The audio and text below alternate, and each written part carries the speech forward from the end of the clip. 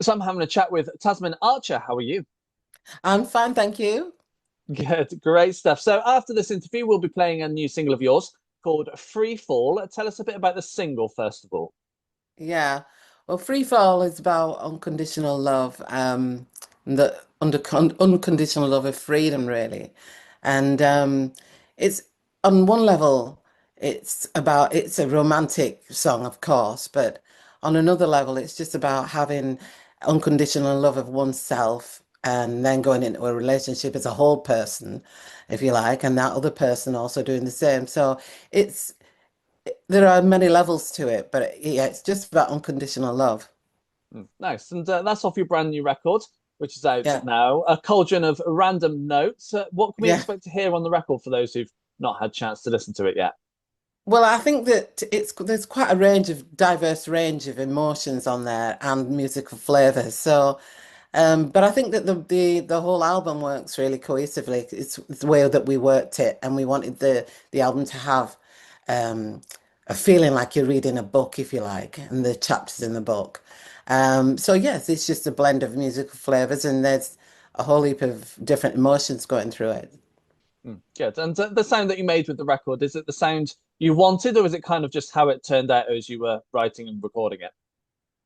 I think that we had in mind that we wanted to have a very sort of warm sound and also quite a diverse sort of range um, of atmospheres and landscapes within each song.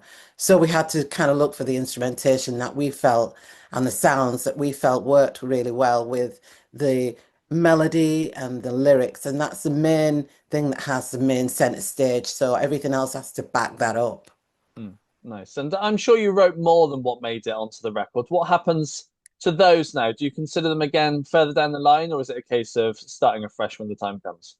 Yeah, we had a bunch of songs. We had large catalogue of like hundreds and hundreds of ideas, all in different stages of completion. And when we came to have a look at the songs that we were perhaps going to choose from those selection of 100, just 100 out of all the others, we came up with 30 that we wanted to start to have a plan to then put together and finish. And from that 30, then we chose those songs for a Cauldron of Random Notes. But there are obviously a lot more now in the pipeline, and there'll be albums and EPs in quick succession rather than waiting maybe 10, 12 years, 20 years. How long it's been, I don't know. I know. I think I read 2006. I think the last record came out. Yeah, that was our first independent record. Yeah. Yeah. How Yeah, come our it took life you so long? priorities. Sorry? How come it took you so long to come back?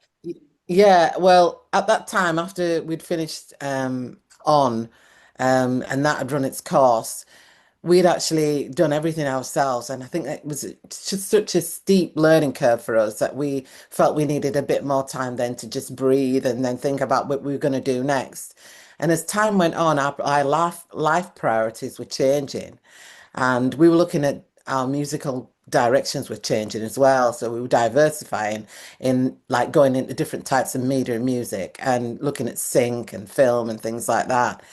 And then we sort of reluctantly came to the decision that we weren't going to release any more new music.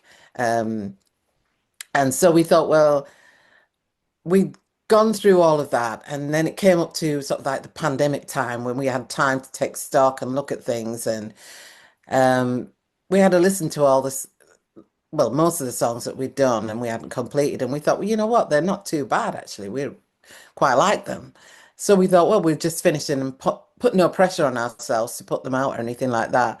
And so that's how that came about. Nice, nice. And you originated in the music world back in the early 90s and winning that Brit Award as well. What's it like now writing and releasing music compared to back then? I think now, because we're independent, I think there's the writing of the music isn't any different. It's just the promotion of it and having to put your finances or your attention in certain areas and be strategic about that, so that you're not just throwing things away and not doing things in the right way.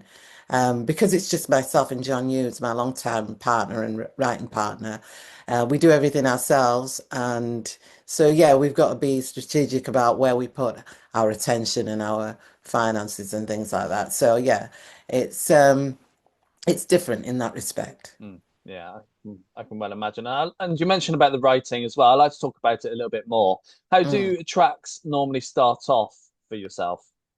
Yeah, there's one or two ways that we do it. We either sit down and make a time together and we spend the whole day just jamming out ideas and we record those ideas. And from those ideas, then we develop them on them, produce a demo and see how that fares. And if they sound good as a song on their own, like when I say on their own, just vocally and acoustic guitar, then we know that it's a sign that it's a good song. And then we work from there.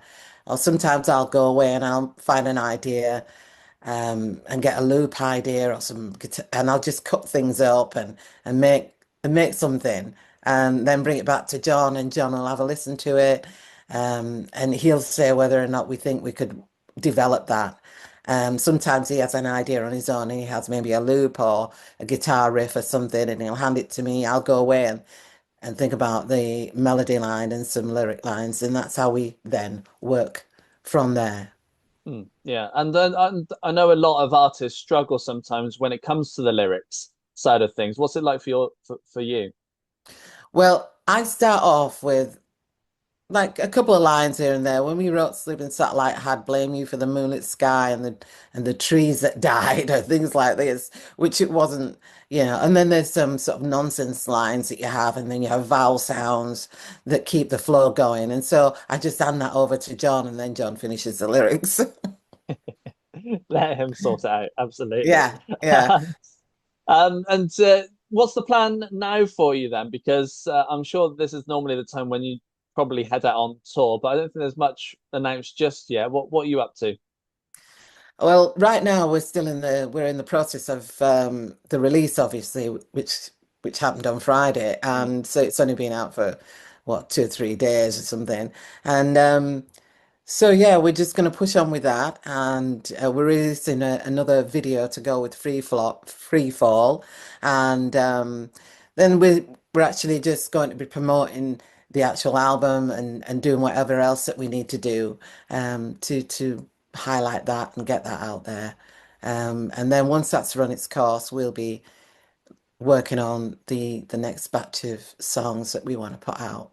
Do you think you'll do some live dates? I hope so. It's just if the flow's going the way it is, we just don't want to interrupt that flow. With it being just myself and John, Mm. we're gonna have to kind of like take time away from writing and even plugging things to rehearse maybe a small setup of a band and then look at how we're going to go forward from there. Yeah. Do you think you'll keep that UK based, or do you think you might head overseas at some point as well? Well, it'd be nice dead overseas. Yeah, I don't mind. It depends. It depends on what happens here in the UK with the shows and things like that, whether it's worthwhile or whether we're able to do that. Yeah. Nice, nice. Tasmin, it's been a pleasure having a chat with you. Oh, thank you. Thanks very much, Tim.